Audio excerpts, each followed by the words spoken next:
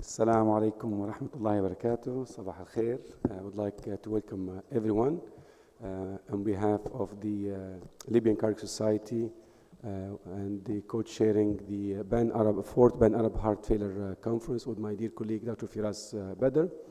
Alhamdulillah, the Libyan Cardiac Society has been working since its inception for promoting educational activity to increase the level of its member and increase awareness in the community. The society in the last 4 years has been able to organize an annual meeting that bring cardiologists, physicians from all across Libya and abroad. Last year we had a conference in Misrata, and we invited Dr. Firas Badr, who's a leading figure in the advanced heart failure field in the Middle East and North Africa. And we discussed the opportunity to dedicate a conference in Libya just for the heart failure, to increase awareness, start establishing heart failure clinic, so we can build experience and expertise in Libya, which is highly needed. I'm sure each one of you have a lot of patients that you see with the heart failure. They're not well properly managed. The field has evolved significantly over the last 10, 15 years.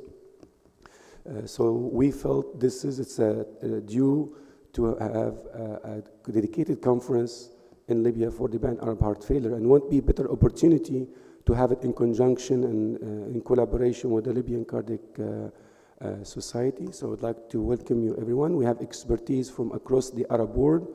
We have cardiologists from Libya within, Libyan colleague abroad, and from the Arab world. And again, welcome you. We prepared a comprehensive scientific program for you with focus on the foundation of heart failure, the clinical experience, the daily practice, introducing advanced and new concept in Libya, even if the country infrastructure is not ready.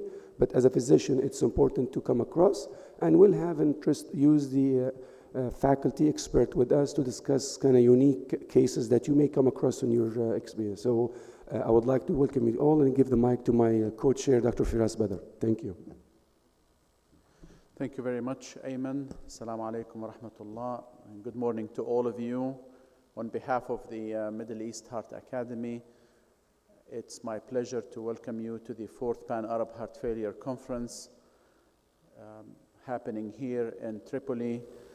Something that we worked on over the past year, and it's my understanding that this is the first fully dedicated heart failure conference that takes place in Libya, and we look forward to doing this more and more in the future, inshallah. I'm very pleased that we have colleagues joining us from Libya, Tunis, Egypt, Jordan, Lebanon, in addition to UAE, and you're going to hear topics ranging from the diagnosis of heart failure all the way to advanced therapies in heart failure, with the hope that you leave at the end of the day with comprehensive knowledge about what's happening in the field, the latest in medications as well as devices, all the way to heart transplantation, as you will hear this afternoon. I would like to thank the Libyan Society of Cardiology for hosting us this year in Tripoli. I'd like to thank my co-chair, Ayman, for putting so much effort to make this happen from a scientific and also organizational standpoint. And thank you all for being with us today. I hand it now over to our moderators for the first session, and I look forward to an engaging day with all of you. Thank you.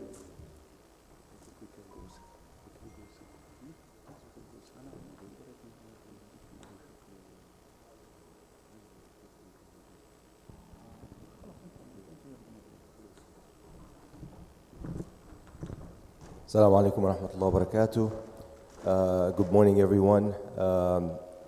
I'm very excited to be moderating this first session for the Heart Failures Conference for this year. As Ayman and Firas mentioned, we have a very robust agenda this year, and it's going to be exciting. I have the pleasure to introduce our first speaker, Dr. Salah Al-Badri. He's a consultant cardiology and an advanced heart failure specialist at Hamad Medical Center in Doha, Qatar. He will be talking to us today about a simple guide in diagnosing of heart failure. The stage is yours. السلام عليكم ورحمة الله وبركاته. طرابلس الحرارة في العروق ودفء في خيالات المشوق. It's a great honor to be with you today. Have you ever met a patient with shortness of breath, ankle swelling, some fatigue, with pro-BNP, and you wonder whether this patient has heart failure or no? So my task today, trying to get a simple guide for diagnosing heart failure. Simplicity doesn't mean oversimplification, it's a clarity. So no relevant disclosure. By the end of this session, we will be able to explain the rationale for early accurate heart failure diagnosis, perform simple stepwise diagnostic assessment using evidence-based pathway, classify according to the phenotype of ejection fraction, and evaluate biomarkers rule to diagnose heart failure, and adapt a diagnostic strategy for complex case HFpEF and comorbidities. Accurate diagnosis, you listened to Dr. Faras yesterday, is a real pandemic, more than 64 million now with heart failure, okay? And prevalence is increasing every day because we are saving more lives.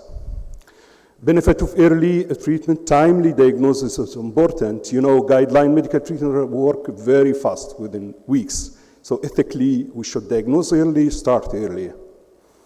And according to the phenotype, we have treatment, and we have emerging treatment for even difficult types of heart failure. In 2021, we got to the universal definition of heart failure. This is the universal, everyone agreed on this definition. Heart failure is a clinical syndrome with symptom signs resulting from structural and or functional cardiac abnormality. Heart failure leads to elevated intracardiac pressure and or inadequate cardiac output at rest or during stress.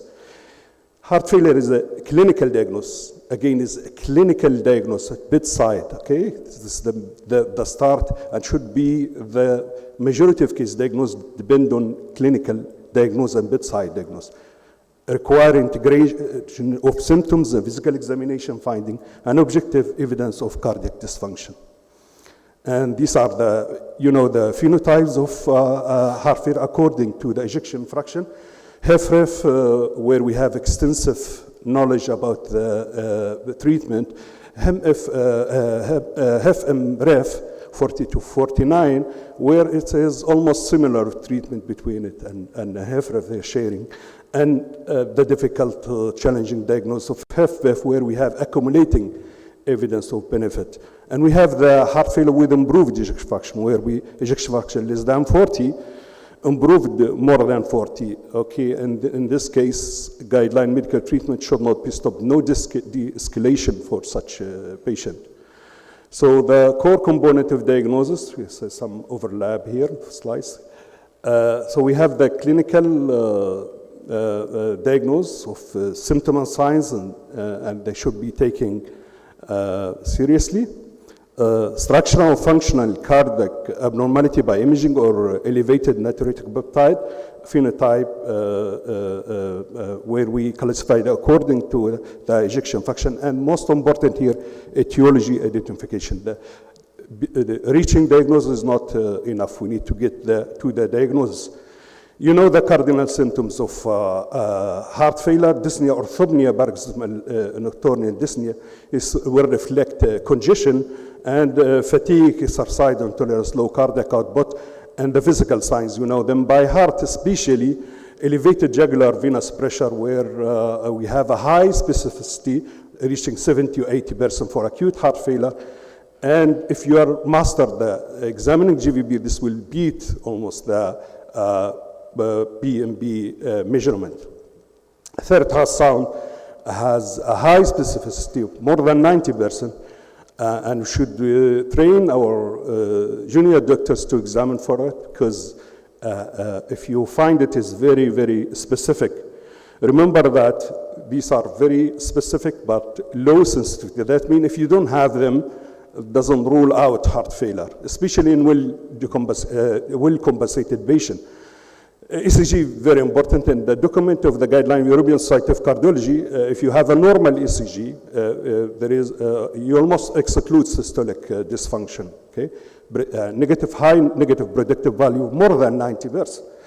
So, and these are diagnostic suspicion according to the ECG, either myocardial infarction or left ventricular infarction, or left bundle branch arrhythmia, or low voltage indicating infiltrative disease. X-ray, our old friend, will detect congestion, and if there is any alternative diagnosis like pneumonia, key finding, usually you get cardiomegaly, you might get congestion, okay, interstitial edema. Natriuretic beta, how often you are using here ProBNP as a test? Show hands. Excellent. So this is very important test, okay? It is a goalkeeper, as we'll see in the algorithm. So primary biomarker for heart failure screening and risk stratification. Remember that we have acute level and we have a chronic level. If you have a patient with acute presentation, the level is more than 300, would exclude, if it is less than 300, will exclude heart failure, okay? With a very high negative predictive value. It's more than 95%, okay? And if you have ambulatory, as outpatient, the number is less, okay?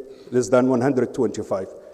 And the heart failure will be unlikely. You cannot exclude it based on this level, okay?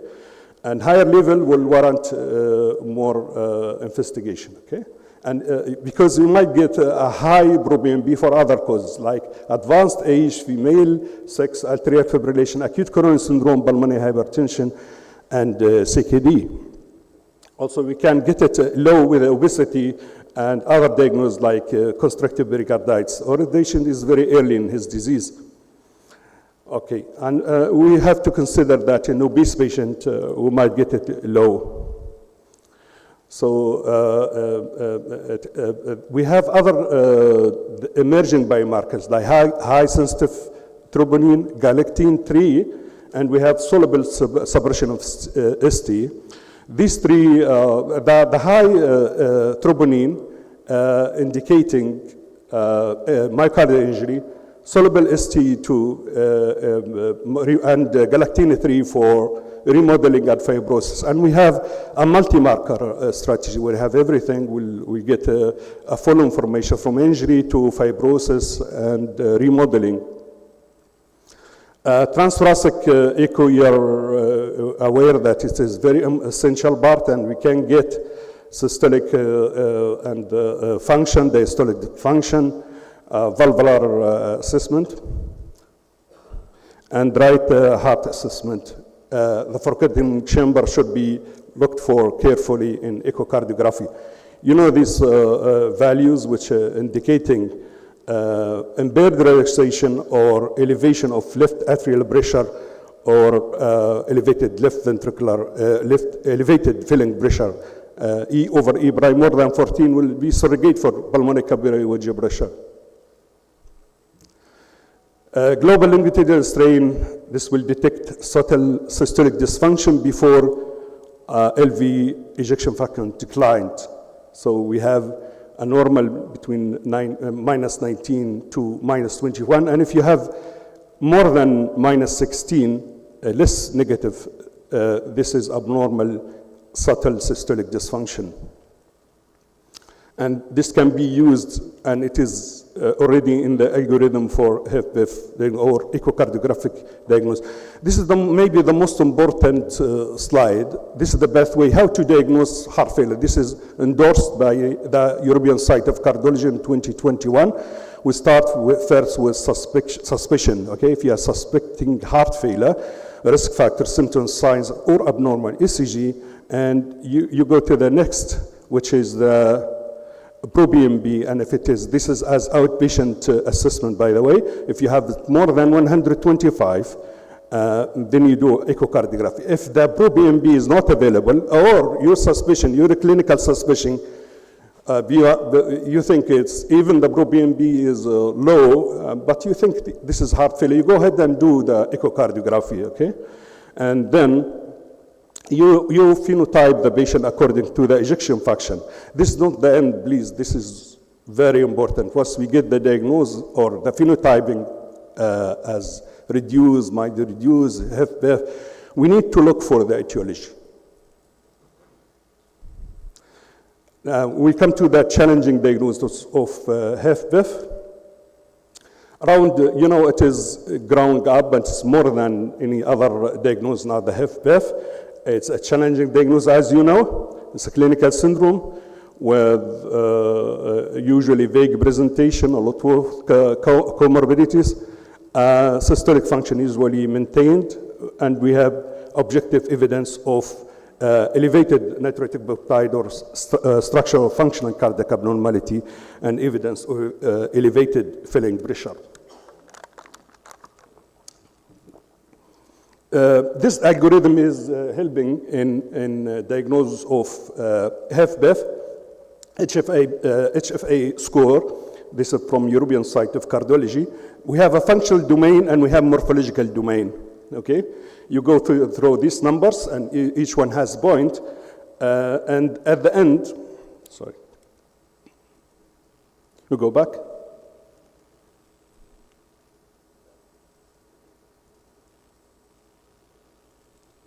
So if you have 0 to 1, it's unlikely. If you have 2 to 4, intermediate probability. And if you have more than 5, I think the slide was distorted for some technical issue. But if you have more than 5, then we have a confirmed diagnosis, okay? We have another score, simpler scores can be done as bedside.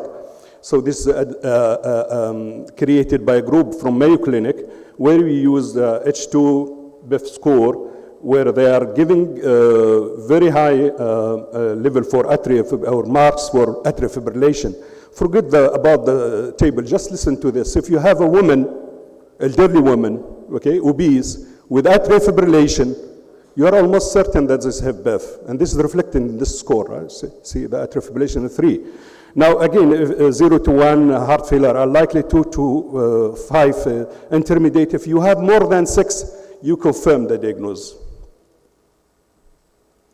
We have this clinical case, a 65-year-old female, obese, hypertensive, 3 weeks of worsening dyspnea, orthopnea, paroxysmal nocturnal dyspnea, bilateral leg swelling. And we have these parameters presented to you with the normal ejection fraction. And what's next? Is it confirmed or ruled out, or we need diastolic stress test, or we need to repeat pro-BNP as it is a lab error? If we apply the score, the H2 BIF score will be 4.9, that means less than 6, so it is intermediate. And if we apply the HFA score, again it is a 3 score. That the 2 scores telling us this is intermediate probability, okay? And if you have intermediate probability, we'll not stop at this stage, we'll do exercise echocardiography, okay? And it's simple. If you have E over E prime more than 14 or TR velocity more than 3.4, you get the diagnosis. If not, you have to do invasive test. And if pulmonary capillary pressure more than 15 or LVADB more than 16 at rest, you get the diagnosis. If not, we do exercise, and if the pulmonary capillary pressure is more than or equal to 25, you confirm the diagnosis. Cardiac MRIs of paramount, especially if you want to get other diagnosis or differentiate or look for the etiology or look for other diseases like amyloidosis. This will also help with the nuclear imaging like PYP scan. We can get ITTR amyloidosis. If you have grade 2 and 3, you don't need biopsy. And lung ultrasound that should be used in a daily practice, especially in emergency, as if you have, especially in acute decompensated heart failure. Okay? If you have P lines 3 or more, then you get evidence of congestion. I'll just skip these slides because of the times. Okay. We have to recognize advanced heart failure, more than 2 hospitalization, ejection fraction less than 20, and persistent class, NYHA class 4 or 3 with recent admission. This is stage D. We have to diagnose, pick up early for timely early referral before we lose the patient. Okay. So common diagnostic pitfalls, overreliance on natriuretic peptide. You do proBNP negative, you said, okay, this is not heart failure. Just avoid this, please, okay? Use your clinical diagnosis, clinical suspicion, and try to rule out with other means, okay? Diastolic dysfunction should be measured carefully. Failing to identify etiology. Etiology is very important, and we'll come to my conclusion. Early detection, systemic screening in a high-risk population enables early intervention before irreversible damage occurs. Accurate phenotypes distinguishing types of HFpEF. And before we conclude, please, this is the last message, look for the etiology once you get it, because the treatment may be need to be adopted rather than just general guideline medical treatment. And thank you for your attention. Thank you very much, Professor Salah. I think we will get our your sorry, yesterday we tried to review many times that's happened because we recognize that the overlap will happen, but okay, sorry. It's okay. So we'll get your questions at the end of the session. We can move forward. First of all, I want to thank all the members of the Libyan Society of Cardiology for inviting me presenting the Egyptian Society of Cardiology. I'm Azza Farrak, Professor of Cardiovascular Medicine from Cairo University, and I'm the Vice President of the Egyptian Society of Cardiology. I have the honor to introduce my dear Prof and my dear colleague, Dr. Magdi Abdelhamid. Dr. Magdi Abdelhamid was the chairman of our department at Cairo University between year 2023 and year 2025. He also a very active member of the European Association of Heart Failure, and he was recently nominated to be the man responsible for the Middle East ACC chapter the last year and this year. So Professor Magdi Abdelhamid will talk about the medical therapy of heart failure with reduced ejection fraction. What is the best practice to perform? The floor is yours, Professor Magdi.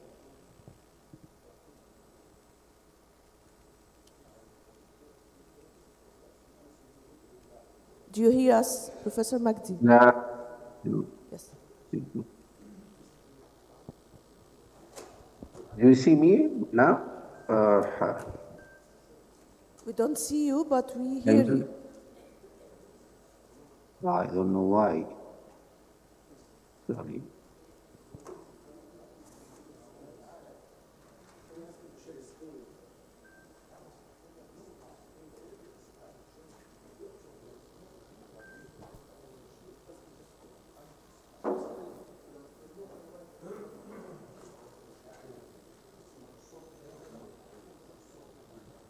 That's okay, Dr. Magdi.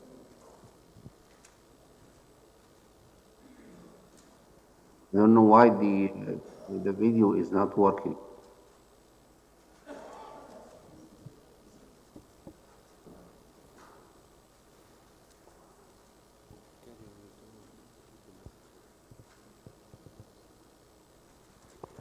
Okay, good morning, everyone. First of all, I'd like to apologize for being unable to join you in person, but I'd like to thank my colleagues and friends because it is difficult for me as one of the founders of the Pan-Arab Heart Failure is not being present in person. Thanks for my friends Firas, Hadi, Ayman, and the board of the Libyan Cardiac Society for the kind invitation. And I'd like to thank the chairman of this session and especially Professor Azzafarag, the vice president of the Egyptian Society of Cardiology. And we appreciate the excellent collaboration with the Libyan Cardiac Society. Next year we'll join you in person, inshallah. So in a couple of minutes, I'm going to cover a very important topic, which is how to treat patients with heart failure with reduced ejection fraction. This is my disclosure. This slide shows the journey of patients with heart failure compared with individuals without cardiovascular disease. The prognosis of patients with heart failure is not good at all. Even after initial diagnosis and starting guideline-directed medical therapy, and even with the use of devices such as CRT and ICD, still worsening of heart failure is common, and repeated hospital admission with acute decompensated heart failure, and the prognosis becomes more worse until we reach to a stage of refractory or advanced heart failure, which necessitates a referral to advanced heart failure therapy for the use of mechanical circulatory support devices or the need for cardiac transplantation. Heart failure is not a disease of 100 years. It is a disease known for many years, and this interesting slide shows that a mummified head and lungs of ancient Egyptian called Neperis.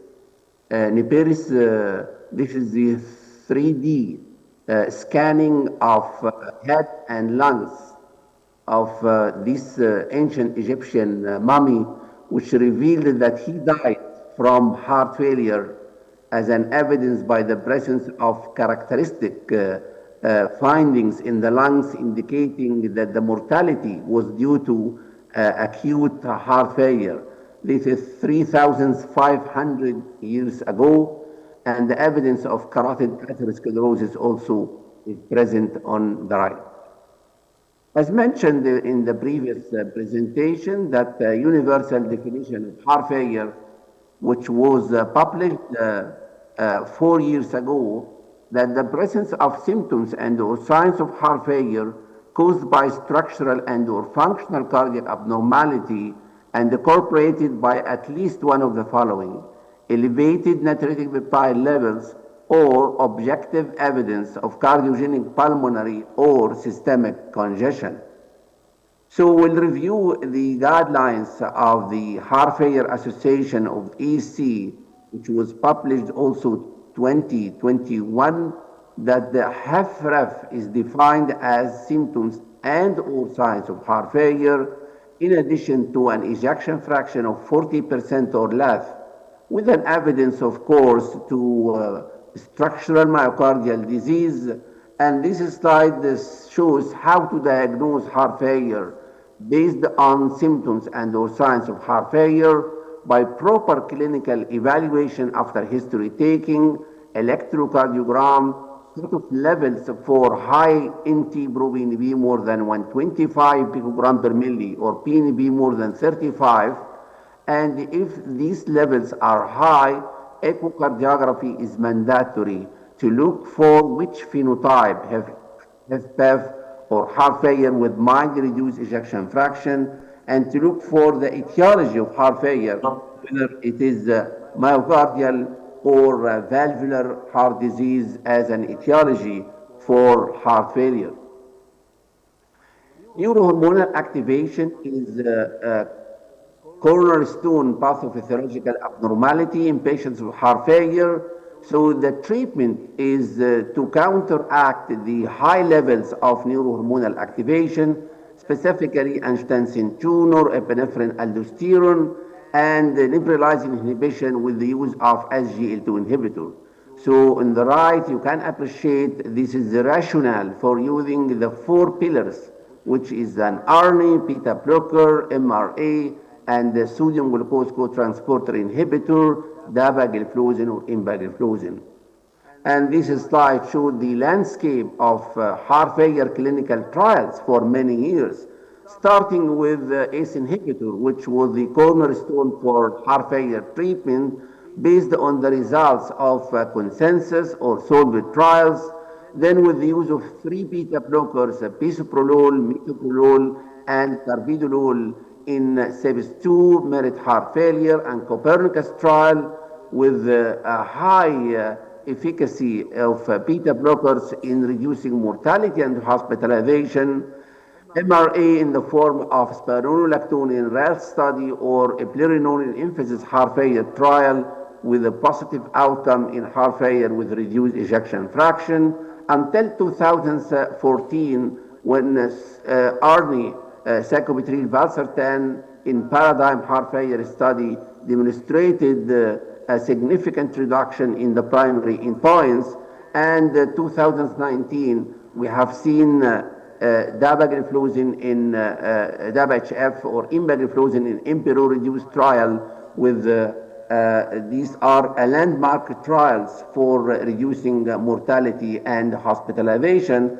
And you can appreciate in this slide how the use of ACE inhibitor is associated with a relative risk reduction in mortality of 17% and the relative risk reduction in heart failure hospitalization 31. For ARNI, 16% relative risk reduction in all-cause mortality, hospitalization by 21%. For beta blocker, 35% reduction in mortality, 41% relative risk reduction in heart failure hospitalization, 30 and 35% for MRA, 17% and 30% with the use of SGLT2 inhibitors, and overall, using the 4 pillars is associated with a relative risk reduction in mortality by 74% and reduction in heart failure hospitalization by 85%. So the guidelines recommended the use of ACE inhibitor to decrease mortality and hospitalization in HFrEF, which is class 1A recommendation, beta blocker the same class 1A to decrease mortality and hospitalization, the same for MRA class 1A, DAPA or IMBA based on the results of DAPA-HF and the EMPEROR-reduced now are considered class 1A, sacubitril valsartan as a replacement for an ACE inhibitor in patients with HFrEF to reduce hospitalization and mortality is class 1B recommendation. While the use of diuretics, as we know, these drugs improve symptoms and signs of congestion as well as exercise capacity, so reducing hospitalization, which is class 1C recommendation, while angiotensin receptor blocker is class 1B to reduce hospitalization and cardiovascular death in symptomatic patients unable to tolerate ACE inhibitor or ARNI. For patients with heart rate above 70 beats per minute, the use of ivabradine, which is an IF current inhibitor to decrease the intrinsic depolarization of SCE node, this drug should be used in patients with an ejection fraction less than 35%, sinus rhythm, heart rate more than 70, despite treatment with an evidence-based dose of beta blocker, the maximum tolerated dose of beta blocker, in addition to other drugs, ACE inhibitor or ARNI, MRA. This is to decrease hospitalization and cardiovascular death, which is class 2A recommendation.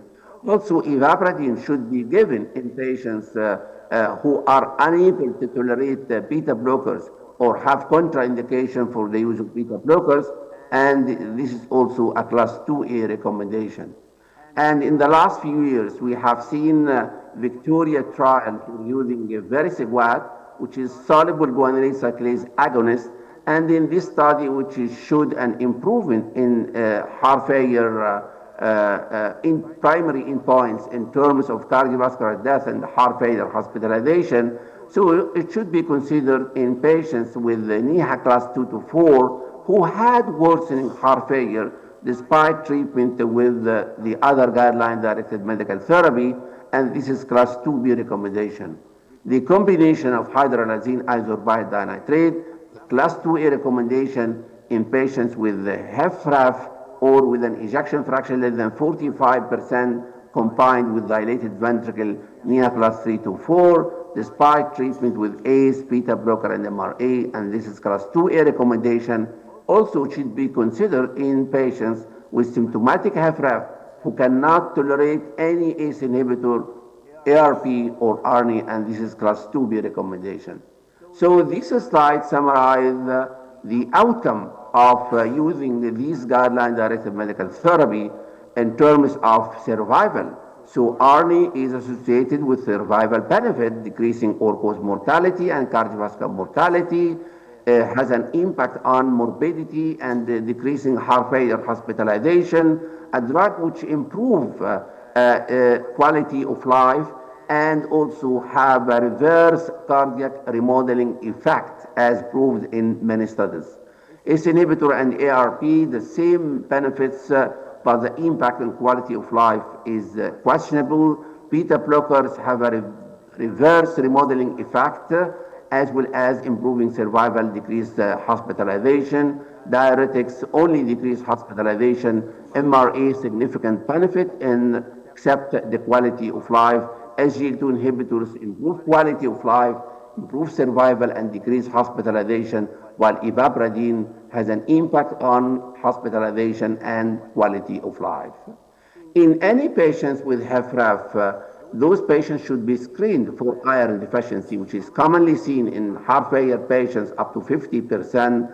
So we have to do iron profile and to look for transferrin saturation, serum iron and serum ferritin concentration. And in the presence of iron deficiency, as the serum ferritin less than 100 or 100 to 229 nanogram per milli, with transferrin saturation less than 20%, intravenous ferric carboxymaltose should be given to improve symptoms, exercise capacity, and quality of life, and this is class 2A recommendation. And also the same strategy should be done in patients recently hospitalized for heart failure with an ejection fraction less than 50%.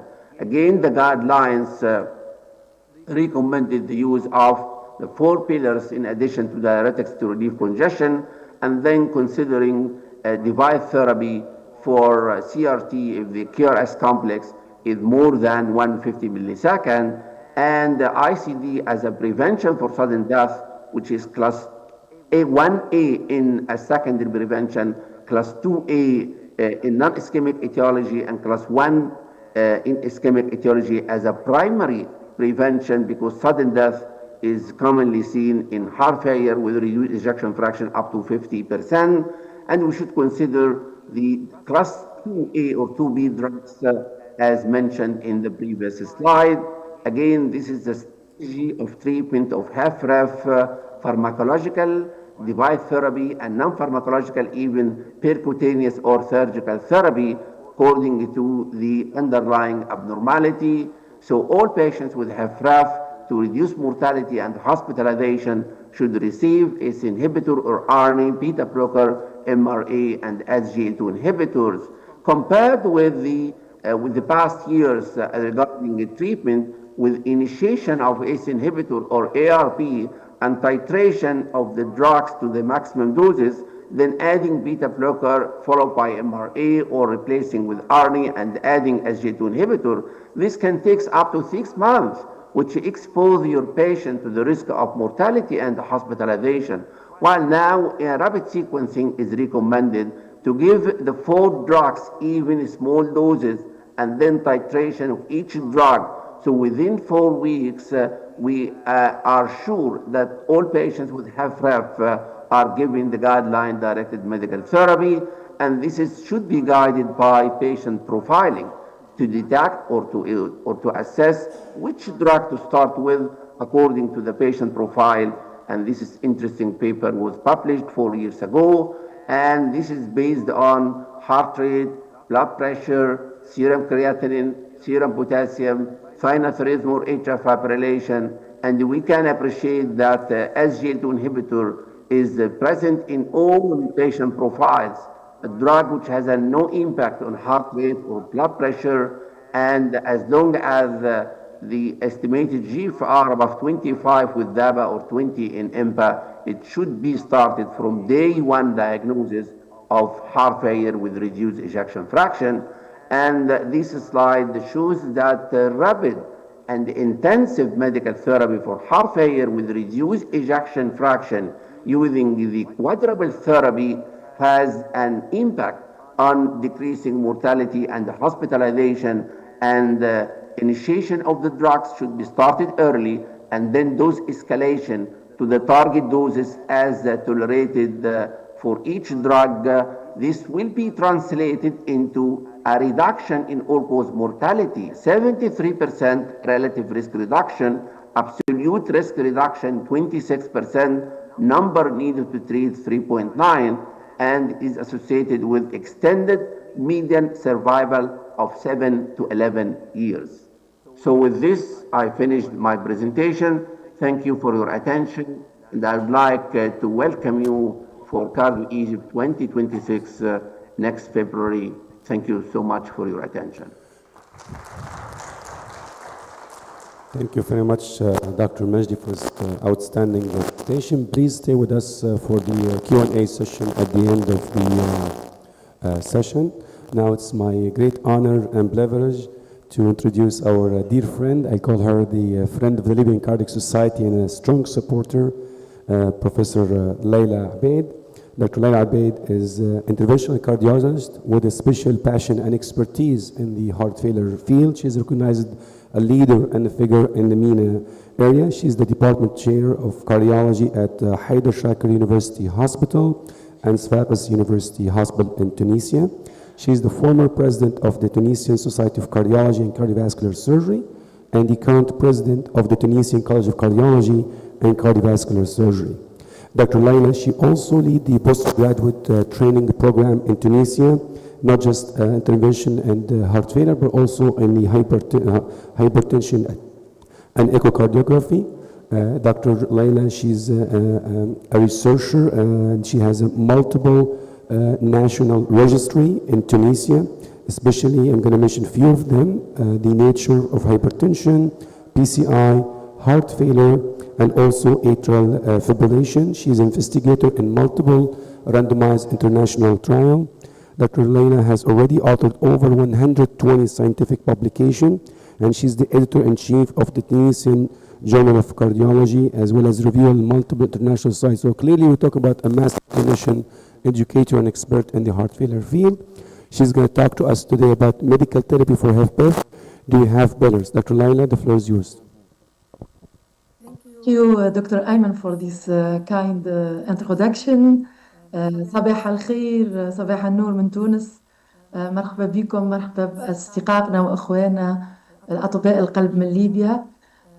قبل ما نبدأ نحب نعتذر عدم وجودي in person معاكم. بالعكس يشرفني نكون حاضرة معاكم في مؤتمر الجمعية الليبية، وهنا نحب نتوجه بتشكراتي للفريق الكامل العام للجمعية الليبية لأمراض القلب والشرايين، وعلى رأسها الدكتور علي النيهوم، نوجه له تحية ونحب نوجه له كل تعابير التهنئة بمناسبة النجاح هذا المؤتمر. يعني أنا مش معاكم أون بورسون، ما نتابع فيكم في الصور وفي سيت الجمعية، وتبارك الله نشوف في مؤتمر ناجح. حتى يعني حسيت في تطور كثير، في تحسن كثير، يعني ما شاء الله، حتى مقارنة بالسنة الماضية. نتمنى لكم مزيد من التوفيق والنجاح. I'd like also to thank Professor Firas Badr, Dr. also Ayman for their kind invitation for this to the 4th edition of Pan-Arab Heart Failure meeting. It's my pleasure also to be with you, and I will try to answer to this question. Do we have 4 pillars for the treatment of HFpEF? And we have Dr. Magdi Abdelhamid give a nice talk about the treatment of HFpEF, about the 4 pillars of the treatment of HFpEF. So do we have these 4 pillars in the treatment of HFpEF? So I'd like to invite you to a trip through the evolution and the development of the treatment of HFpEF.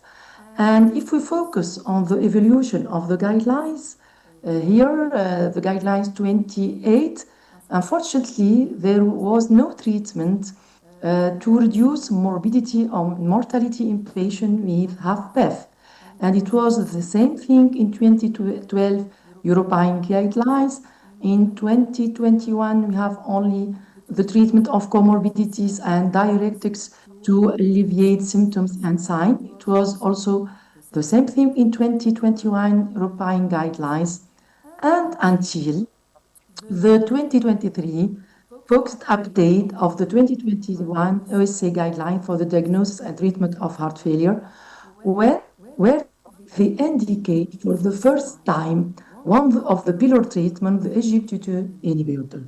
So the question is why there is, we are waiting until 2021, after 2021, to have one pillar of the treatment of HFpEF, and why there is a difference, if you look here, between the European guidelines 2021 and the American College of Cardiology guidelines of management of heart failure 2022.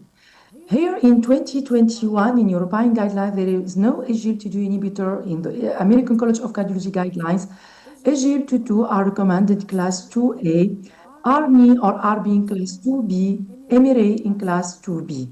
So, if we start with MRA and the evidence of the use of MRA in the treatment of HFpEF is based on the large trial, TopCat trial comparing spironolactone versus placebo in patients with HFpEF with ejection fraction greater than 45%. And unfortunately, it didn't show a significant reduction of the composite primary endpoint combining cardiovascular mortality and hospitalization for heart failure. But if we focus on hospitalization with heart failure, we have a significant reduction with P00.4. So that's why if we focus on the American guidelines, ARB and spironolactone is recommended in class 2B. And European guidelines didn't base on this sub-analysis of the trial because they haven't positive effect and positive results of the primary endpoint. So what about ARNI, and especially sacubitril valsartan? And this is the famous trial assessing the efficacy of sacubitril valsartan in HFpEF, Paragon HF, compared to valsartan. And the patient included had ejection fraction greater than 45%. The primary outcome was a composite criteria of heart failure hospitalization and cardiovascular mortality. And as you see here, sacubitril valsartan didn't result in a significantly lower rate of total hospitalization for heart failure and death from cardiovascular causes among these patients with HFpEF. But the P was the P was 0.06, unfortunately. So, but if we focus on subgroups of this trial, it seems that the benefits, there is the effects of sacubitril valsartan compared with RACE inhibitor is for the composite time to first event declined with increasing left ventricle ejection fraction, but the benefit persists to higher ejection fraction in women compared with men. And it's clear also that the benefits were most apparent in those with mild reduced ejection fraction or patients with preserved ejection fraction with ejection fraction below 57% value, so less than 60%, so with more reduced ejection fraction. What about beta blocker? Is it one of the pillars of treatment of HFpEF like HFrEF?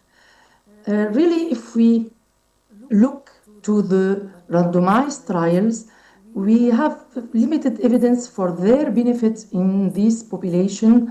That means trial focusing, assessing beta blockers. But if we look here to the trials with HFpEF, Paragon HF, or preserved, delivered, despite this limited evidence, they remain commonly prescribed in HFpEF, and especially, I think, to treat comorbidities associated to HFpEF in these patients.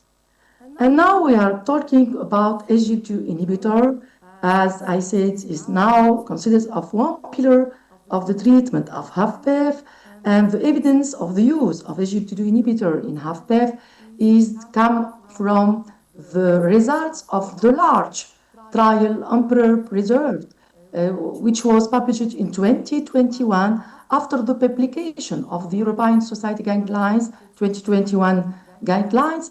And in these results, comparing empagliflozin 10 mg daily compared to placebo, we have positive results, a significant reduction of a primary composite endpoint combining cardiovascular death and hospitalization for heart failure, significant reduction of 21%. That's why, looking on the American College Guideline 2023, find that SGLT2 inhibitor are recommended in class 2A based on one randomized clinical trial.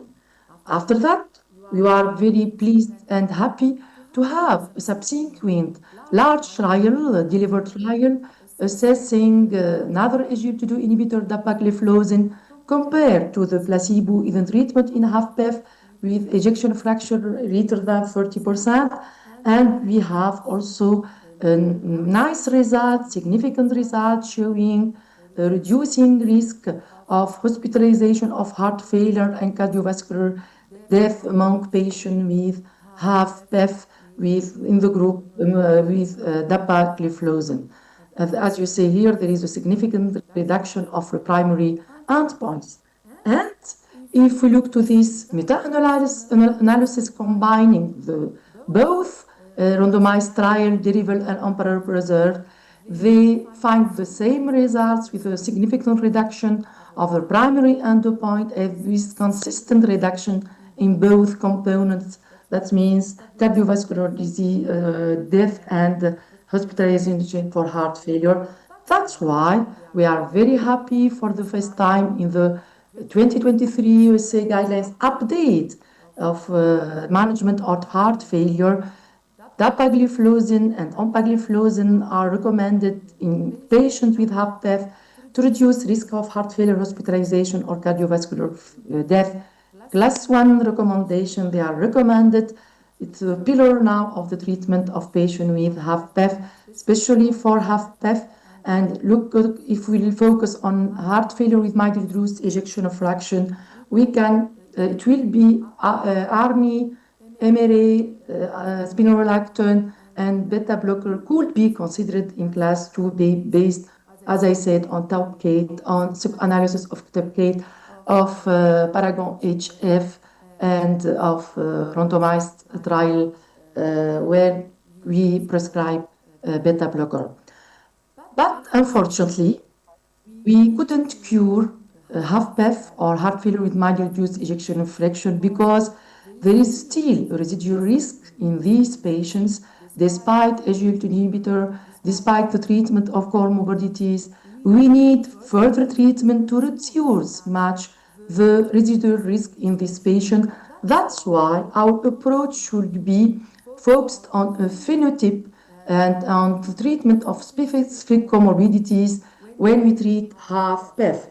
Dapagliflozin or empagliflozin is in the center, in the middle of the treatment of this entity of HFpEF, but we should focus on comorbidities, especially on obesity. And as you know, the epidemiologic data showed that obesity emerges as an independent cardiovascular risk correlated to the development of heart failure, especially HFpEF. And if we look also on the epidemiologic data, 80% of patients with HFpEF are obese, particularly in case of women.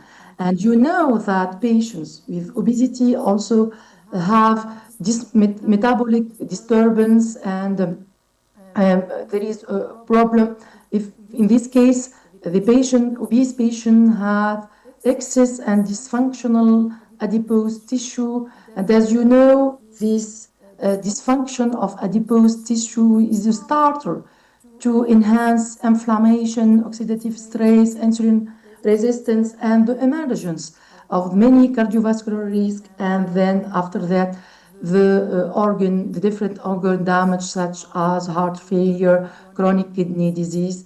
So that's why now we are talking about chronic kidney metabolic syndrome or chronic kidney metabolic liver syndrome. And now we have many American and European consensus trying to stage and to stratify the risk of this chronic kidney metabolic syndrome, which start from stage 1 with obesity, and it's reached the stage 4 with organ damage. So we should treat earlier this patient since the stage 1 to avoid to reach the stage 4 with a high risk of cardiovascular mortality. This is another recent European consensus dealing with the staging and the management of metabolic disorders, in this case, HFpEF with obesity. So we need to target metabolic disorders. We need to target obesity. That's why, besides Emperor Preserve Deliver, we have a recent trial, HFpEF trial, assessing another treatment, semaglutide, which is an analog GLP-1 receptor agonist, to assess the effect of these treatments on patients with HFpEF and obese patients with HFpEF. And the primary endpoints were the improvement of quality of life, of symptom, and the loss of weight. So we are very happy because we have positive results, and semaglutide compared to the placebo in HFpEF patients, in obese patients, improves weight loss and heart failure symptom, and also may help improve functional status and exercise capacity in this case. And if we look to this pooled analysis of the 4 trials dealing with semaglutide versus placebo in HFpEF, as we see here, we have a significant reduction of a composite endpoint outcomes combining cardiovascular death and worsening heart failure, coming from the significant reduction of the worsening heart failure events, but without benefit effect on cardiovascular death. And if we look also to this pooled analysis of STEP-HF and STEP-HF diabetes trial, you see that semaglutide reduced the new initiation of loop diuretics by 71% and resulted in a 2.7-fold increased likelihood of loop diuretics discontinuation. Is very important. And that a totally daily dose of loop diuretics increased in the placebo arm and decreased in the semaglutide arm during follow-up. So we have very interesting results with semaglutide in HFpEF in obese patients.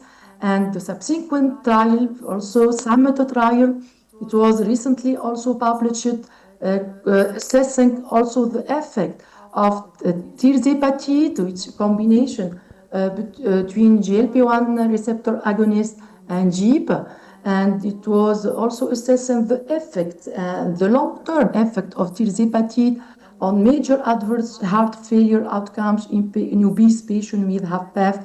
And it confirmed the results also of STEP-HF, showing that tirzepatide reduced the risk of cardiovascular death and worsening heart failure in the group of tirzepatide compared to placebo. And we have also trials, MRI Summit trial, showing that tirzepatide reduces the left ventricle mass and the paracardiac adipose tissue in obesity-related heart failure. That's Dr. why, Leila, I if think we we're, look here, Dr. focus Leila, on we're this running out of time. new So if you don't mind wrapping up, please. scientific statement on the management of obesity in adults with heart failure, here, as published recently in 2025, find here that in case we should give to these patients anti-obesity treatment to lose weight, but also to improve symptoms and reduce MACE and hospitalization for heart failure. And recently also we have fantastic results with the non-steroid MRI compared to spironolactone, TopCat results. We have also positive results with fine arts heart failure compared finerenone in patients who have ejection fraction more than 40%, eGFR more than 20 milliliter per milliliter per second, and the primary endpoints was also cardiovascular death and total heart failure events. And as I said, we have significant and fantastic results with a reduction of cardiovascular death and total worsening heart failure events in the group of finerenone. And if we look here also with the recent sub-analysis of minor heart failure triad, showing that earlier is better. And if we start the treatment in the 7 days, before the 7 days during hospitalization, we'll have a reduction of total worsening heart failure and cardiovascular death. And we have also a reduction in new onset of atrial fibrillation. And you know that atrial fibrillation HFpEF is a vicious line. So you agree with me that finerenone is a new player in heart failure treatment. That's why if we focus on the Japanese guidelines, here, if we look here, besides SGLT2 inhibitor, ARNI, in class 2A, symptomatic HFpEF patient, an MRA, finerenone can be considered to reduce the risk of cardiovascular death and heart failure exacerbation events. And so what else can we expect in the future? Dr. Leila? Dr. Leila, can you hear us? Other trials with finerenone to introduce early finerenone during hospitalization. Okay. So we'll see we have technical issue with Dr. Leila. IT team, can you get Dr. Leila back? Promising results. Is she still on? Dr. Leila, can you hear us? Can I? So probably I will conclude with this slide. My hypothesis, HFpEF guidelines 2026, certainly dapagliflozin or empagliflozin is the pillar, will still the pillar of the treatment of HFpEF, one size fits all, but we should also adopt a personalized strategy based On the clinical phenotype, finerenone for the patient if eGFR is more than 25, you should add GLP-1 agonist in case of obesity and other treatments of comorbidities. Dr. Leila, do you hear us? Algorithm. And I don't think you can hear us. So my answer on this question, medical therapy of HFpEF, do you have four pillars? The answer, yes. Yes, we need 4 pillars. No, there aren't the same 4 pillars for HFrEF. SGLT2 inhibitor, finerenone, GLP-1 receptor agonist for obese patients, and why not anti-inflammatory therapy? We are waiting for the further results and the further results of the trial. Thank you for your attention.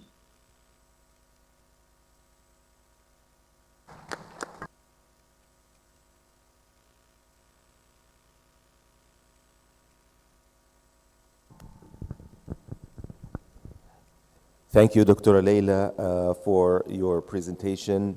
I don't know if you hear us or not, but we will take questions, inshallah.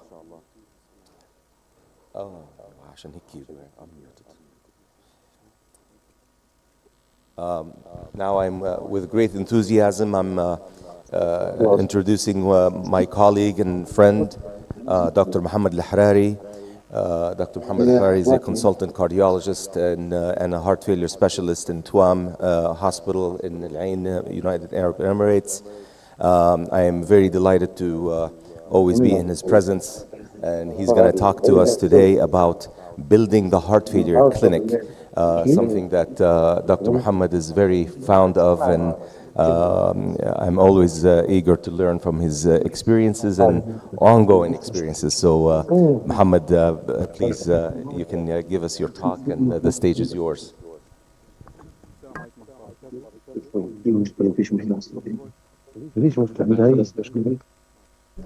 السلام عليكم ورحمة الله وبركاته. Wallahi, I'm very, very happy, delighted. I cannot describe my emotion and feeling being here in this conference among you. I'd like to thank everyone working very hard to organize this amazing meeting without names. And I'd like to thank Professor Faraz Badr on behalf of the Middle East Heart Failure Academy for choosing Tripoli, Libya, to be the host of this 4th Pan-Arab heart failure. This means a lot to us.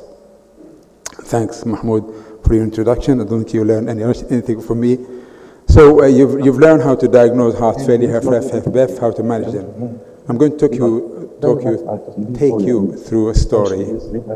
So it's about building heart failure service, not heart failure clinic, the challenges and the opportunities. So the objective is to understand there's some echoes, understand the standards of the heart failure management program, review the evidence supporting the MDT care for heart failure, review the guidelines. ورياض بنكمل لا تفضل انت تقول ما فيش مشكله هي في مشكله بنكلمه فاهم ما تردش علينا صح ما تسمعش مش دايره شيء باهي قولوا لها دير انميوت كيف نعرف قولها دير انميوت تمام. Okay, review the guidelines regarding the MDT care for heart failure, and then take you through our story building up the heart failure experience, the ups and downs, and some take-home messages. So the standards for ideal heart failure program set by the European Society of Cardiology has 2 standards. One called the characteristic. The characteristic means the component of your heart failure program. It should be first patient-centered, so the patient be the main one in the center. It should be multidisciplinary. It should not be one man or one woman show. It should be flexible, it should not be rigid, it should be flexible to the needs of that individual. The staff should be competent and professional and educated, and it should engage patients and families in their care. The other standard is the component. Components is what does the heart failure program produce or should do really. It should optimize medical and device therapy for the patient, goes without saying. It should dedicate the patient, their family, and support them physically and psychologically. It should have a robust follow-up program, particularly for the one who had just been discharged in that critical period and afterward. It should work two ways, so patient can have access to the services can have access to the patient, so patient can know whom to turn to. And the service should have access to the advanced therapy and devices, know whom to refer to when complicated patient, and should have access to palliative care. So the evidence for supporting heart failure program comes from a lot of trials. There's evidence to support that in the critical post-discharge period, follow up by home visits or specialized clinic, reduce mortality and readmission. And there is evidence that multidisciplinary team work, again, compared to standard work or standard management, reduce hospitalization and mortality. The guidelines clearly recommend class 1 means you have to do it. You cannot question it. Class 1 says heart failure patient should be cared by what? Multidisciplinary team. Why? To uptitrate, put in their guideline, implement guideline therapy, to address their needs specific, to reduce admission and to reduce mortality. And also states class 1 recommendation that patients who are about to be discharged from hospital, which is a critical period, should have an individualized care package to that patient. And they should be followed up in the heart failure clinic really within a week or two. So our experience, I'll take you through our story now. So we are a 400-bedded hospital, servicing about 500,000, probably more, because we're in the border of Oman, so we maybe up to 1 million. We get about 25 admissions, new acute heart failure per month.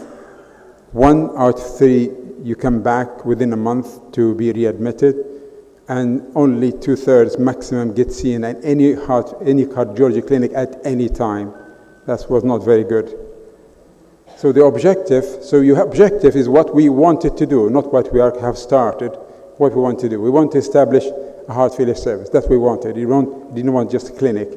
We wanted it to be for inpatient and outpatient. That's what we wanted to do. We wanted to be multidisciplinary, not one man or woman. We wanted all patients admitted with acute heart failure to be seen by the heart failure nurse. And the patient should be seen in the clinic soon, and they see the heart failure seen by not heart cardiologists, but also by the nurses and the pharmacists, uptitrate their medications, resolve any barrier to their care, and hopefully improve everything for them, including their mortality. How did we start? We started back in 2018. A one-man show started, half a clinic, ran for a month. After a month, we saw 1 patient in that clinic. 30 days, none. Why? Patient did not know about the clinic. They didn't know how to refer to. There was no pathway.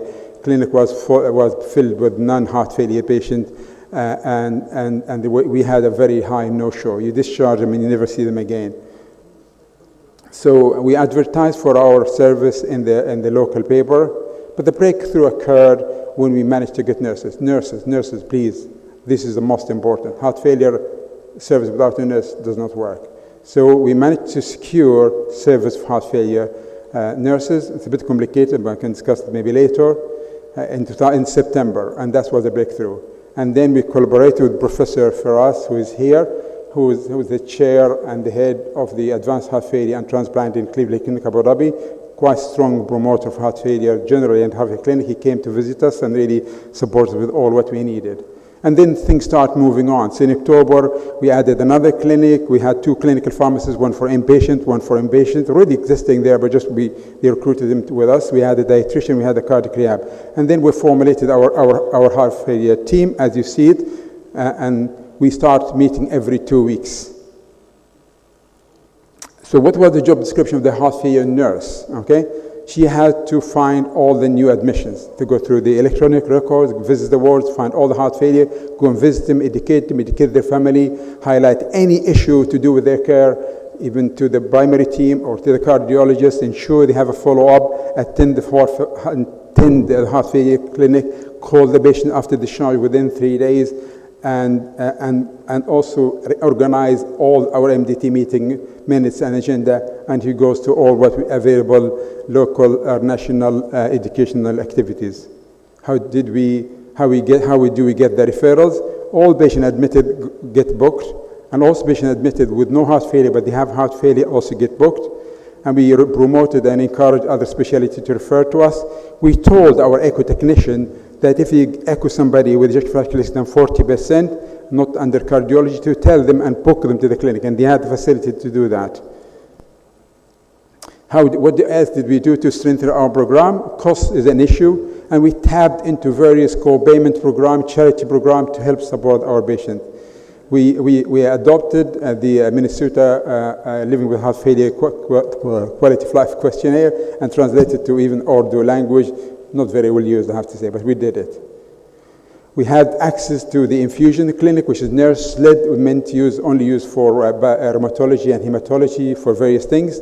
We actually we start using it predominantly to give ferric carboxymal phosphate deficiency, but also for selected patients to give them IV diuretic to either prevent them getting admitted or to discharge them early. Our nurses, that's not me, our nurses really got this book, adopted this book. This is a booklet we call the Passport, Heart Failure Passport, and it's very good, very, very, very well used. and it has, as you see here, and unfortunately I did not bring a sample with me, patients got their details, their heart failure nurse details, their cardiology details, their medication, all their appointment, and tips and bits and pieces on how what to do if things goes wrong, what. We also reduce what you call it discharge criteria to prevent early discharge, which is very common.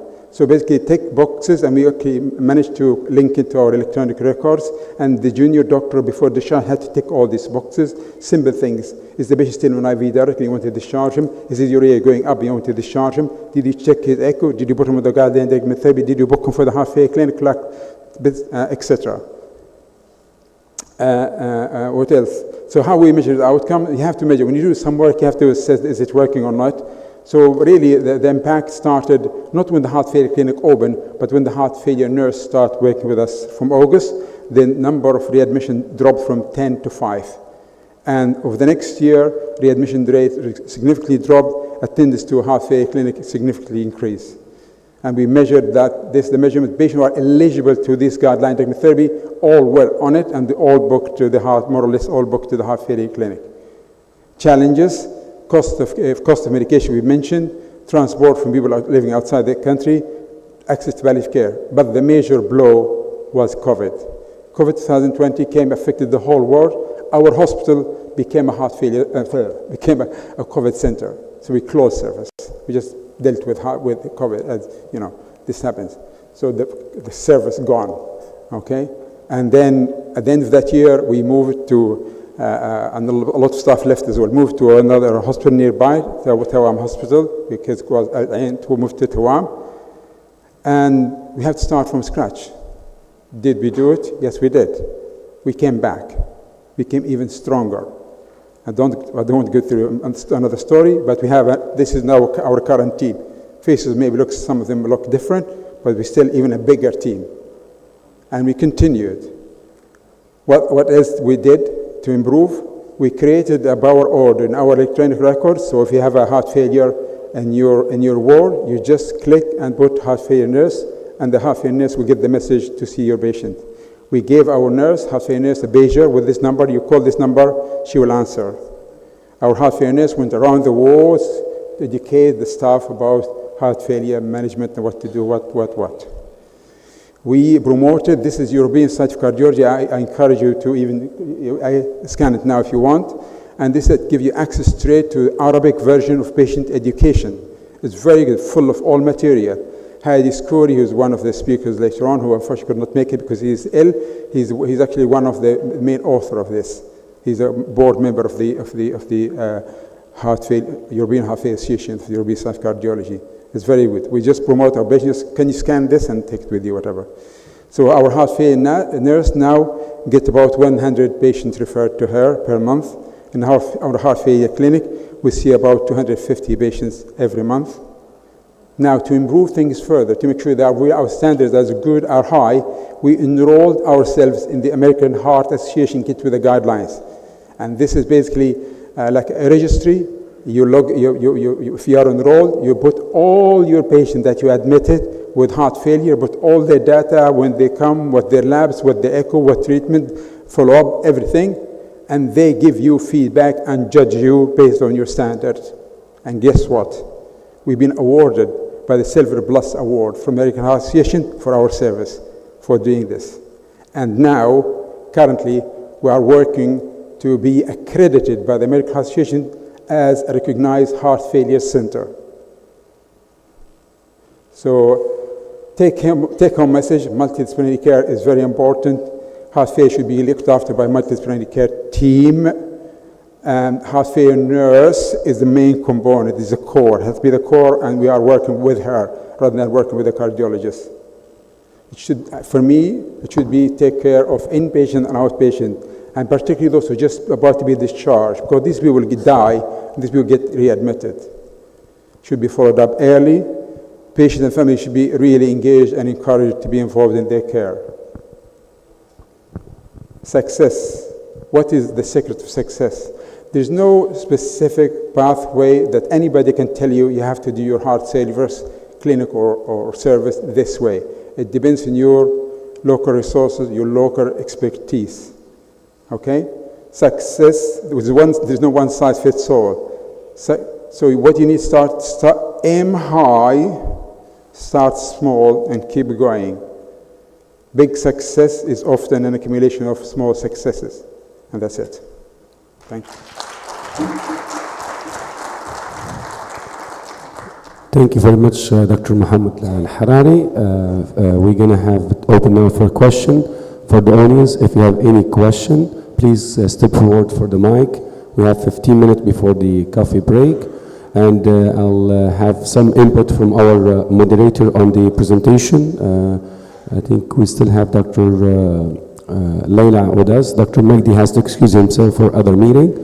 Any of the audience has any question? Okay, Dr. Salim, you come over to the mic. You can step forward for the mic.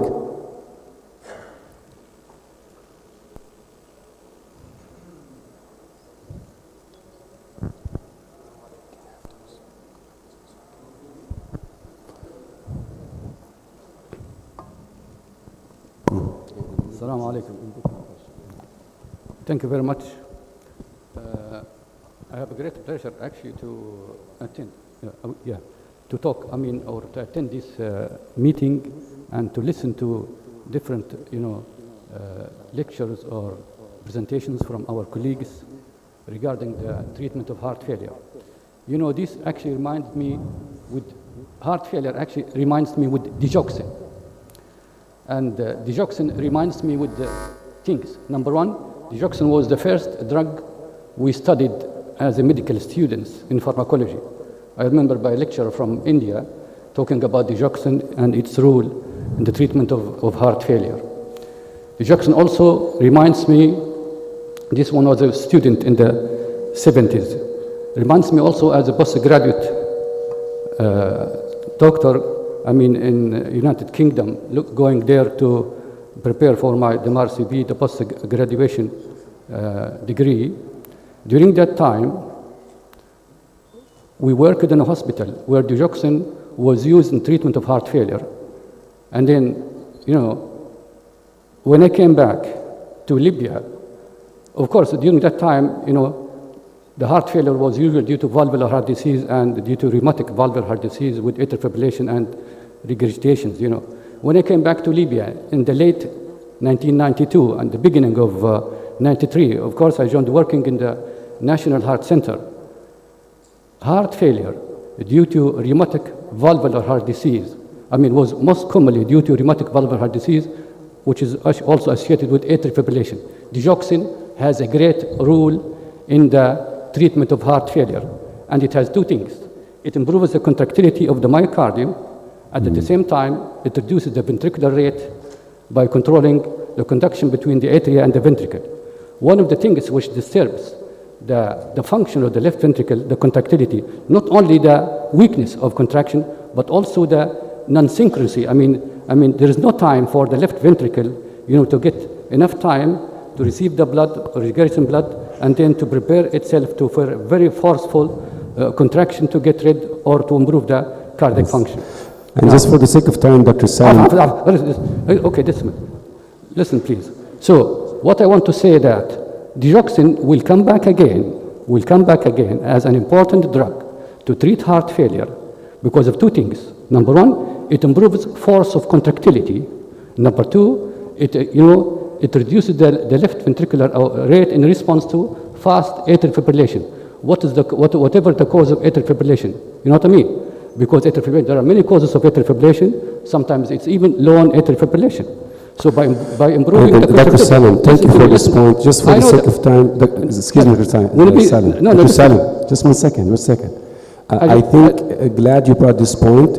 So maybe we have the expert maybe comment, especially with the recent Libyan Cardiac Society. They have the recent trial. Dr. Khalid highlighted on that yesterday on the clinical trial.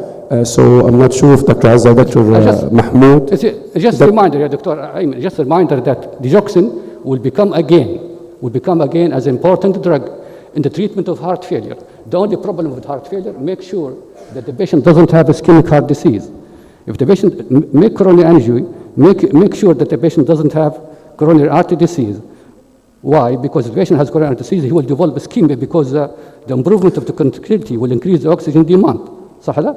So that the patient will have chest pain. Dr. Salam, we don't want to have another lecture. I'm sorry, I have to interrupt you. I don't think that I don't have to interrupt you. يا دكتور اسمع، على فكرة أنا تو نتكلم في حاجة علمية نأيد فيها زملائنا اللي يعطونا محاضرات، فأنا فقط بننبه لأهمية الديجوكسين. عفوا يا دكتور، أنا بننبه فقط لأهمية الديجوكسين، ما أعتقدش أن درت جريمة. Well taken. Your point is well taken, and I don't disagree. What I'm saying actually. ما تقصش علي يا دكتور. في يتكلم أمس 45 دقيقة ما كلمتوش. Doctor, this is a very good comment, but I think that the drugs now considered for treatment of heart failure is talking about improving mortality. The ARNIs and the SGLT2 inhibitors are all not symptomatic for symptomatic relief of symptoms. It's mainly for improving survival and improving mortality. This is number one. I think that there is another drug have some difference in molecular basis. It is digitoxin and not digoxin. We are accustomed in our region about digoxin because digoxin improve the symptoms of the patient. It's good for patients with atrial fibrillation and heart failure for some times, but it cannot fit all. There is a small trial that presented in the European Society of Cardiology this year in Madrid, from Korea, talking about digitoxin, and it was held in small number of patients, and they got the results that it improves the symptomatology and improve the morbidity but not the mortality. So they consider digitoxin, which we don't have digitoxin in our region. We don't have this drug or this molecule. So I don't think that digoxin will improve survival. Now the era is improving survival, not improvement of symptomatology. Okay, Doctor, to highlight this point, Dr. Mahmoud, and before you get other question, so do you think it's worth giving digoxin another chance for patients with heart failure? You know, this is a very good question, and you know, I'm thankful that Dr. Azza mentioned this, and actually Khalid yesterday, Dr. Khalid Lafi mentioned the study. The study that he mentioned was actually the digitoxin study, not the digoxin. The digoxin study is ongoing and it's enrolling now. Is there a role for digoxin in the new era, especially? We need to keep in mind that digoxin was studied in the era where there was no known guideline-directed medical therapy that improves mortality. It was just started as just by itself a lone therapy. There are some experts in the field that really think that there is some role in digoxin going forward. It's going to be an additive therapy. And this is another comment that I had on Dr. Megdi's slide and Dr. Layla's slide, actually. If you see the landscape of medications nowadays in heart failure, it will give you the impression that we keep on adding medications every year. Every year we hear about a new class of medicine that may improve survival or improve mortality or improve symptoms. I think in the era of 2026 and beyond, that we will be moving towards more of a phenotypical type of categorization of patients. So that means not all size will fit all. Yes, we will have the four like pillars or foundational medications that we're going to use, and then depending on either hemodynamic profiling, comorbidity profiling, we will start to add these additive medications that will improve one way or the other. But that's my take. That's my take on digoxin. I think it will have a role. I don't know how much the role will be, but only clinical trials will tell us. Yes, thank you. Dr. Layla, can you hear us? Dr. Layla, can you hear us? Yes. Yes, I hear you, but it's not very, very clear. Okay. Do you have any comment? Do you have any comment? Azza, but probably it's a problem of your micro, because I hear very well Dr. Azza. Okay. You better. Okay. No, let's, we would like to stay on, because I do have a question for you, Dr. Layla. You can't? Let's take Dr. Abdul Ghani's question. Assalamu alaikum. Thank you for the presenters. Excellent presentations. I would like your comment about the monitoring, especially close monitoring of body weight. It's very important when we manage those patients to follow very closely and monitoring them to help optimizing their medications. Number two, Dr. Azza, about obesity, the importance of screening patients for sleep apnea. It's very common misdiagnosis, so if you can comment on sleep apnea and heart failure.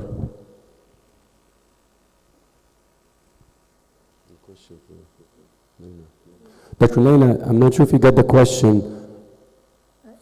The sound isn't clear. I don't hear it very well. Now, can you hear Could you me? repeat it? How about Probably now? Dr. Azza with your micro, because it was clear.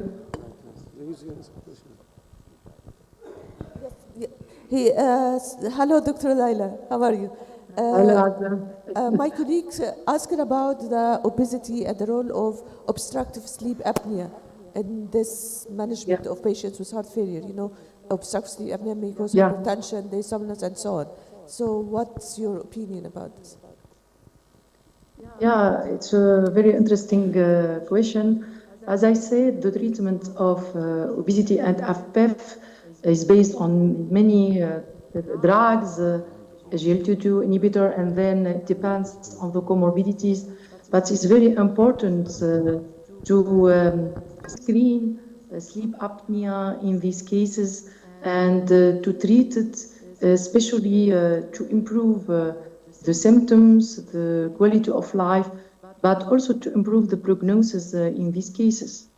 Yeah, I agree. We should do it in case of obesity and FPF. Thank you very much, Dr. Laila. I think I have one question for the Professor Harari. You mentioned in your talk that you make a collaboration between the heart failure clinics and the echocardiography lab, and so any patients with ejection fraction less than 40 will be directed toward the heart failure. I don't think that the problem is in patients with HFrEF. The problem is with patients with HFpEF. They are not diagnosed. So we have also in Cairo University hospitals, we have also heart failure clinics. But we focused mainly on patients to discover patients with HFpEF because we adopting an algorithm for echocardiography diagnosis, including the tissue Doppler imaging and the mitral annulus lateral and medial velocities, the left atrial volume index, the tricuspid regurgitation velocity, and so on, in addition to the pro-BNP.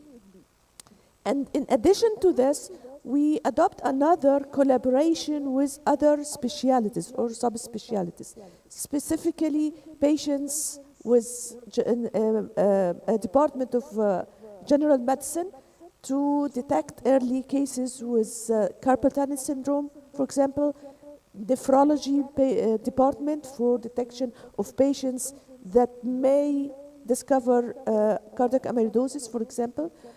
I think the problem is the clinical syndrome of HFpEF, not the HFrEF.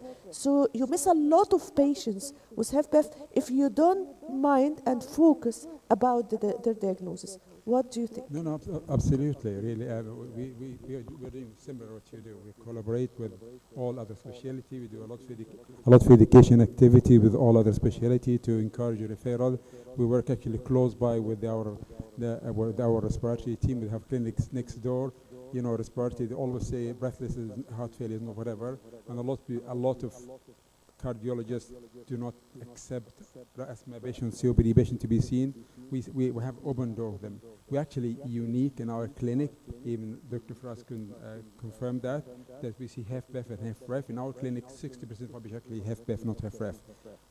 What I said about the echo, that when we started, how you, as a starter, where do you start? Doing this as an echo technician, getting the echo, this is a good start if you want to get patient to your clinic. It's just one of the ways to get patient to your clinic. It's not the only way.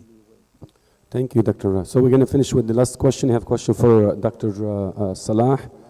You have a question? Yeah, go ahead. Till we get Dr. Ridal question. Salah, I want to help us about those scores you mentioned. In clinical practice, how you apply them, how they're useful. Someone heard your presentation. They really want to adapt heart failure clinic, what Dr. Muhammad says, but how these score help in their daily practice. Then we'll last question Dr. Rida, then we'll conclude the session. Yeah, to be honest, the heart failure or preserved ejection fraction. In gray cases, you might use these echocardiographic scores.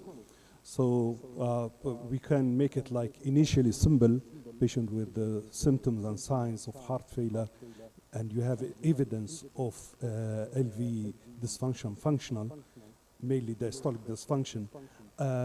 You can get with your pre-test assessment, like what I mentioned, women elderly with atrial fibrillation, for example, this is, you know, your suspicion will go more with HFpEF, as a male patient will most likely will be a HFrEF. Now this score, especially the second score, which is Mayo Clinic score, we used to use in the bedside, will not take time to diagnose gray cases. HFpEF is really challenging diagnosis. We might not stop at just the score, might go for stress echo or even invasive way to diagnose. And it works because we have now accumulating evidence of new therapy. Thank you, Salah. I think this is where AI can help us, especially, for example, applying those scores into the electronic medical record. Now we can diagnose heart failure from ECG, one single 4-chamber view in the echo. There's strong data, can predict a heart failure. So I think there will be a huge role in AI in this area to kind of identify those cases and refer them. So it's good to be an early adapter. Doctor, last question to Dr. Rida, then we'll conclude for the sake of time. Thank you. And the speaker is available, at least the one in person expert. If you have more questions, please find us and we'll go over some more personal questions if you have for your practice. Thank you, Dr. Ayman. I think you almost answered my question because we feel we live in parallel world. Our oncology colleagues to talk about next generation clinical trials, real world evidence, omics-based clinical trials, and AI. But we today, I have not, the first time I hear about the use of AI in diagnostic and treatment and assessing patients and follow-up in heart failure patients was you. I think we feel either we are lagging behind or we're living in a parallel world. What do you think? Thank you. No, I think, I'm not sure what Mahmoud and Azza says, but I think it's just like anytime there's a new technology, there's some skepticism. And an advantage, I think, being an early adapter and how to apply it. This is actually how you build your experience, expertise. But definitely there's a role. Access is an issue. I think in this region, access is an issue. For example, what I mentioned about the echo and ECG diagnosed heart failure, this AI software for hospital patients, they're expensive. So there's a lot of something to pay. But like I said, be early adapter, how apply them. The benefit will be significantly, especially patient though underdiagnosed. Yeah, it is very, very important to recognize this. Or we already, especially in the United States, when you have robust electronic medical records, there is abilities to identify these patients. Easy, yeah, it's built in the electronic medical system. It flags the patient as a possible heart failure patient, whether it's HFrEF or HFpEF, and then it prompts you to refer this patient to the heart failure clinic. However, it's still it's in infancy. Still, that's what I meant by phenotyping the patients. I don't think these drugs will all fit, one size will fit all. I think that's where AI will come in and play and try to categorize these patients. And there's been work done, machine learning, and that's actually how we learned more about HFpEF. And if you wonder why the HFpEF trials nowadays are probably a little bit better in terms of the results, it's probably because we understood it more because of machine learning and so on and so forth. So I think the future is still bright, and I think we're heading towards that direction. Fantastic question. Thank you, everyone. We're going to conclude the session. Thanks for coming. Inshallah, we'll have the cardio debate in this room at 11. Please be on time. We're going to start on time, inshallah. So there's a quick 20-minute break. Then we'll see you here again. Thank you.